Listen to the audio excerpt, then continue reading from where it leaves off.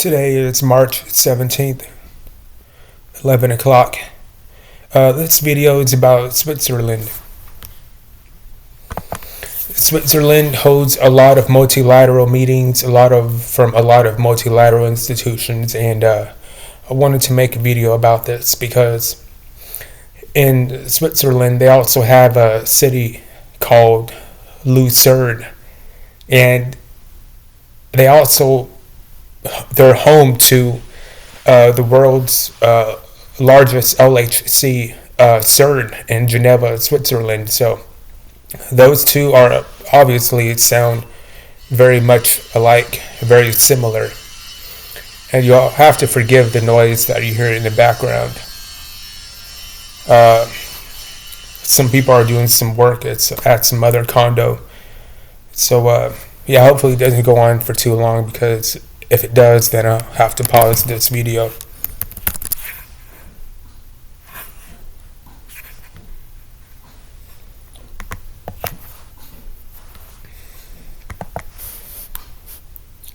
And again, thank you to all that are subscribed to my channel. I hope that you're getting the information or the resources that you, just like me, tend to look for and research, because I'm a fellow researcher myself. I do this for a living. Just want to know facts, truths, and don't like being lied to. And I think that anybody should want to know the truths about the world that you live in and about the people that control society. Switzerland is a landlocked country located at the intersection of Central, Western, and Southern Europe, officially the Swiss Confederation. It is bordered by Germany to the north, France to the west, Austria and Liechtenstein to the east, and Italy to the south. Switzerland is geographically divided among the Swiss Alps, the Swiss Plateau, and the Jura Mountains. The Alps cover most of the country's territory, which hosts many of the largest cities and economic centers, including Zurich, Geneva, Basel, Bern, Lausanne, Winterthur, and Lucerne. Look at their motto, though. Unus pro omnibus, omnis pro uno. One for all, all for one. That sounds a lot like it resembles our motto on the back of our dollar bill in Latin. It reads, Novus Ordo Seclorum, new order of the ages, but the e pluribus unum, out of many, one. So we have this, again, the ever-prevalent ideology of oneism, singularity, globalism, centralism, totalitarianism, universalism, Unitarianism. And although we have a so-called nationalist president, Donald Trump, here in America, these politicians bow down to Zionist Israel, and Zionism isn't nationalism. It's everything against Americanism.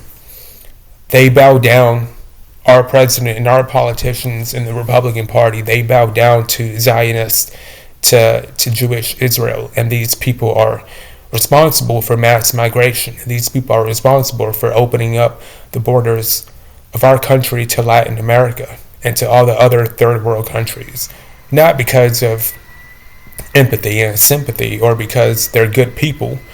They do it because they know that opening up our country to these people in third world countries will inevitably destroy our country, and that's ultimately what they want to do.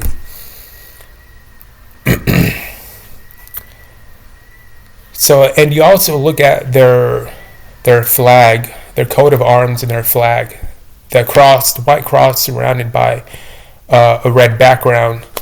I think that comes from the Red Cross movement, and this movement was founded by a Freemason, and I'll get into that later, or if not in this video, in another video. But the Knights Templar, the Cathars, and the Freemasons, these secret fraternities, these secret societies who call themselves like soldiers of Christ, or these orders that called themselves knights. They all had similar logos, similar symbols. A red cross or a white cross surrounded by a red background or a white background. So I think this all ties into the same ideology, Gnosticism, which does resemble oneism, singularity, globalism. As above, so below, as within, so without, as the soul, so the universe.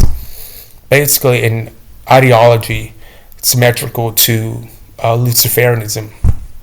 Him wanting to be like God or wanting to be as God. And that's one of the reasons why or how they sell themselves to us. In the New Age movement, in the one world future, one world religion, the coexist movement, they say that all is one, one is all, or the mind is all and all is the mind. You are that, you are him, you are her, you are that, you are this. We all come from the same energy, from the same stardust. The stars are made of in the galaxy, we're made out of that too. So, yeah. The country encompasses 4 principal linguistic and cultural regions: German, French, Italian, and Romansh, reflecting a long-standing tradition of multilingualism and cultural pluralism.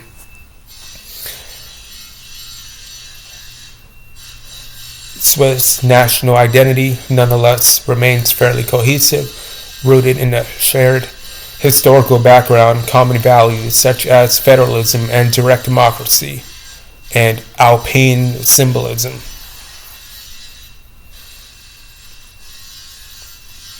Yeah, I think they speak 4 different languages, but they're all European.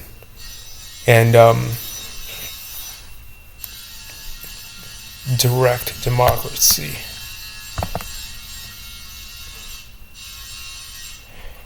Swiss nationhood transcends language, ethnicity, and religion, leading to Switzerland being described as a willens nation of volition, rather than a conventional nation-state. Of course, a multilateral institution holding country like Switzerland will talk about transcendence of language and ethnicity and religion, because these are manifestations of cognition, of our cognitive faculties, of how we relate to our own people or our own kind. And transcendence is all about transcending our logical mind, or what Hinduism refers to as ego death, in order to get to that so-called enlightenment. And in that enlightenment, that's a common philosophy, a common ideology or belief system, that one for all and all for one. It's all occult, pagan, actually.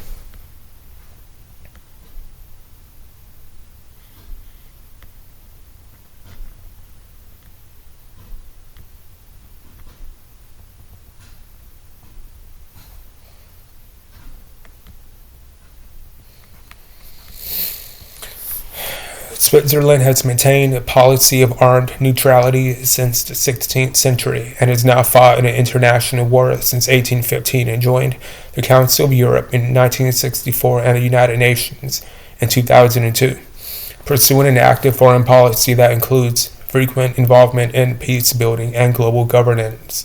Yeah, this is what elitists and globalists use to justify globalism, world dominance, basically. They call it peace building, but that leads to them owning the world and having everybody subjugated to their rule, to their power, to their control. Global governance. Well, who's going to govern the globe? Certainly not us. It's going to be the powers that be, the elitists. And Republicans, Democrats, they always lie about who the real powers that be are. Right? Some conservatives say the Hollywood elites. Some others point to another group of people, but they're all part of the same brotherhood. They're all part of the same fraternal orders and organizations that conservative or liberalism, they all report to occult, mystic, metaphysical philosophy. It's all about Gnosticism and transcendence. Switzerland is the birthplace of the Red Cross and hosts the headquarters or offices of most major international institutions, including the World Trade Organization, the WHO, the World Health Organization, the ILO, FIFA, and the World Economic Forum, WEF, and the UN United Nations. It is a founding member of the European Free Trade Association and participates in the European Single Market and Schengen area. Switzerland is among the world's most developed countries with the highest nominal wealth per adult and the 8th highest gross domestic product, GDP, per capita. It performs highly on several international metrics, including economic competitiveness, democratic governance, and press freedom.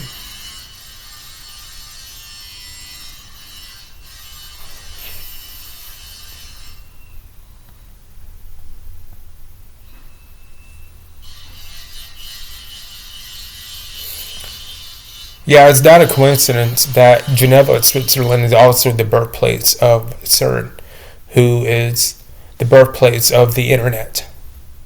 Because just like what the internet means, what it stands for, the prefix inter,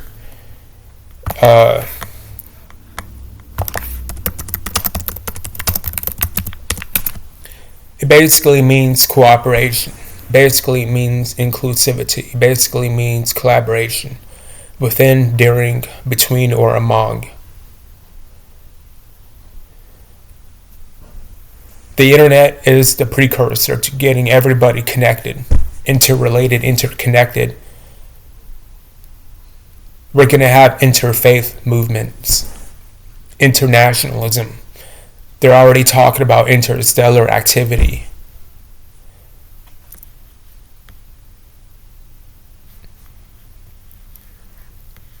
And it's all a net that you and I will be a part of, that we'll be trapped in. We'll be locked in, connected online 24/7 in their internet, in their globalist world.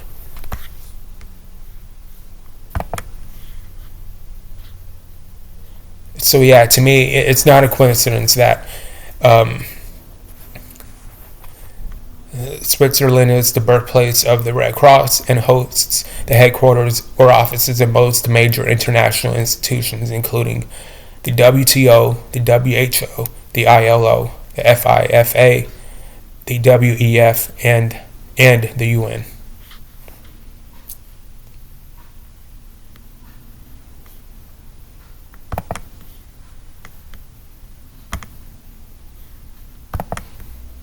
And if you look up the Red Cross, well, they are home to CERN too.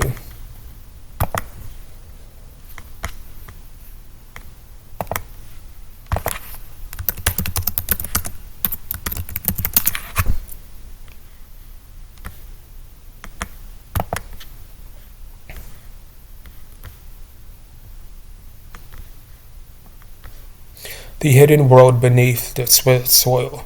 The serene landscapes of Switzerland, known for their snow-capped mountains and pristine lakes, conceal a realm of human ambition that rivals the grandeur of nature itself. Beneath the Franco-Swiss border, deep underground, a ring of staggering complexity hums with untold energy. This is CERN, the European Organization for Nuclear Research, a modern-day cathedral to science where the fundamental forces of the universe are laid bare. While Switzerland is famed for its precision engineering and watchmaking, CERN takes that meticulousness to cosmic proportions, accelerating particles to nearly the speed of light and smashing them together to peel back the very fabric of existence. The journey into the subatomic world is not just about physics. It is about unraveling the blueprint of reality itself. CERN's underground tunnels and laboratories serve as portals into a domain where human intuition alone is not enough. Only the cold precision of mathematics and meticulous construction of immense scientific machines can guide the way. Scientists from all over the world speaking different languages, but unified by a common purpose. Globalism. Modern day Tower of Babel.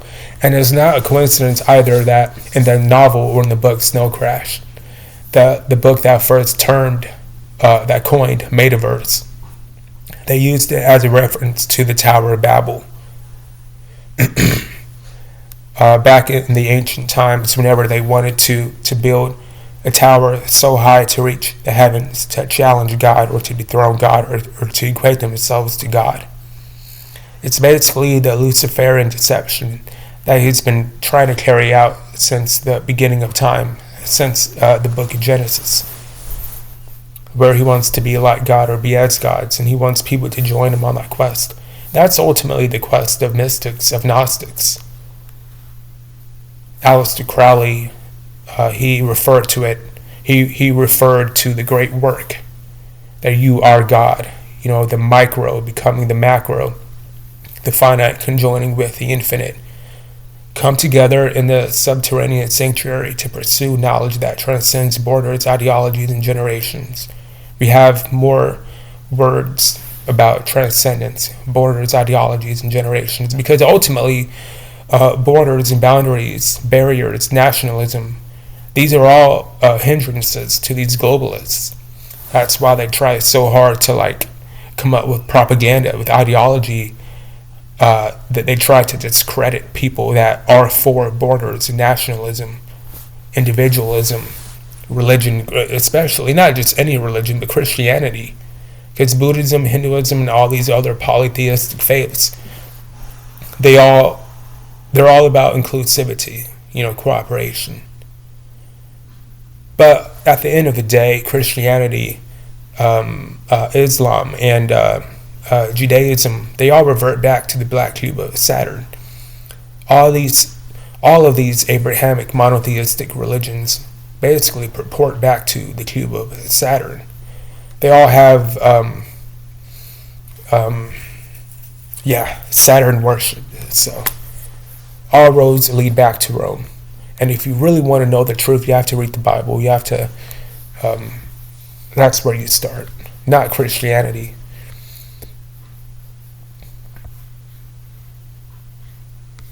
But yeah, this is a really good article.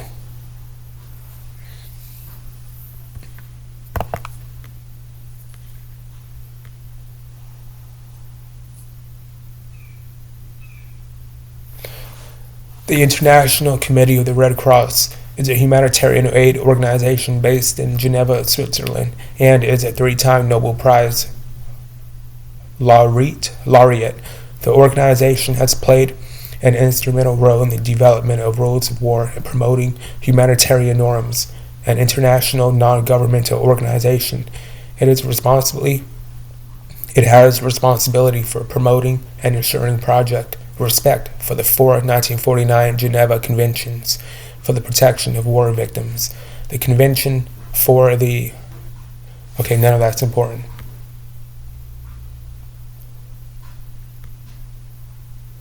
Henry Dunant.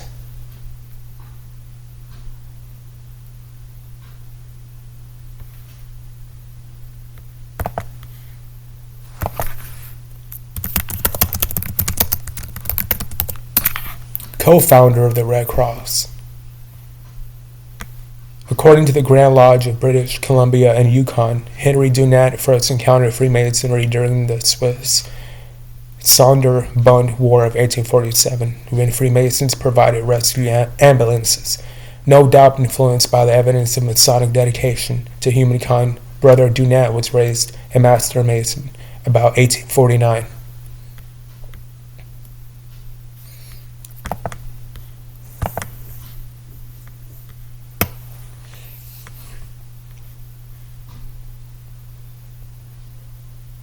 Didn't he also find the YMCA too? Another Masonic organization. I think they're also Jewish too, if I'm not mistaken. Let me see if I can find it.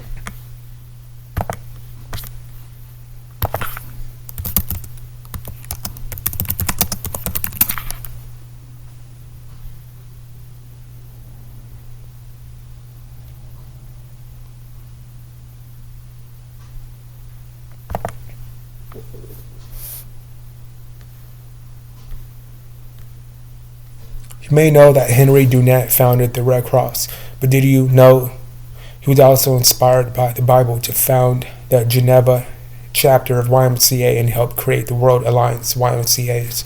If that wasn't enough, he was a key figure in the creation of the Geneva Convention, which outlines international law for warfare, including treatment of prisoners of war. Dunant faced many financial difficulties and was homeless for a time. He and his contributions had been largely forgotten until a journalist revealed that Dunant was not dead, but living in obscurity. Yep. And I think the YMCA and the Boy Scouts go hand in hand together. They were also in the Black Book of Nazi Germany. You know, one of the founders of the Cub Scouts movement. They also had its name in there. I can pull up my book right now, actually, but I don't feel like getting it up. So, but yeah, that's pretty interesting. But again, all of these people are tied into Freemasonry, part of the same brotherhood. Direct democracy or peer democracy is a form of democracy in which the electorate directly decides on policy initiatives without elected representatives as proxies, or opposed to representative democracy, which occurs in the majority of established democracies.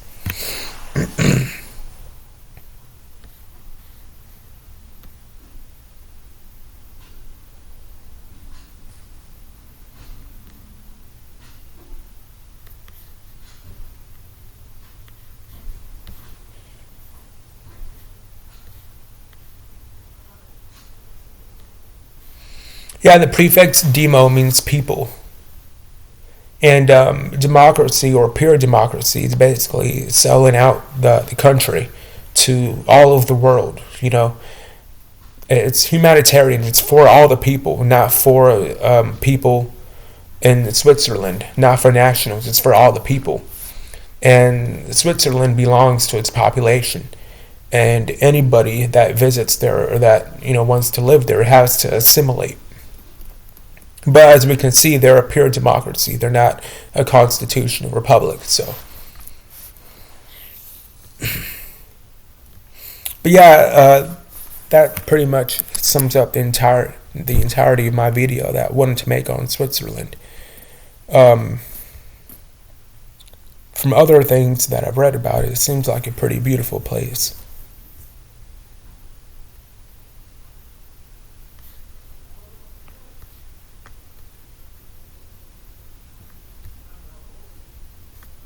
All right, y'all take care.